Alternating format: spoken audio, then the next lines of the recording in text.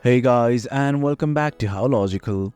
In this tutorial, we're gonna look at how to send feedback to Google Drive. Now let us begin. Well, as you can see, I have already logged into my account in Google Drive. In case you have not, simply sign in to your Google account. This right here is the interface of Google Drive, and let us simply look at how to provide feedback.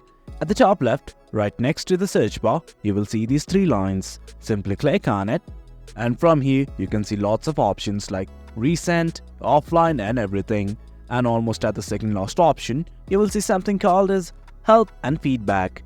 And right now, we do want to provide feedback, so let's click on it right now. Well, once you click on it, you will be in the help section. And right here is help. You can ask the help community, contact them, or simply look at the popular help resources. But right now, we just want to provide feedback.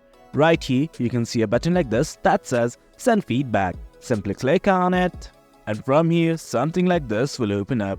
Simply answer a few questions, edit your screenshot, and share your feedback.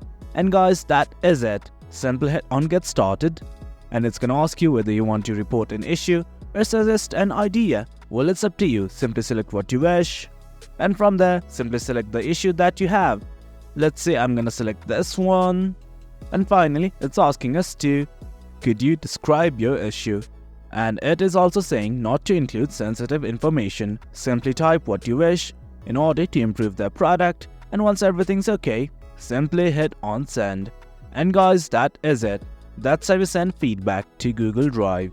Hope you guys found this video informative, and for more content like this, do remember to hit like, share and subscribe. Your support fuels us. Until next time, thank you.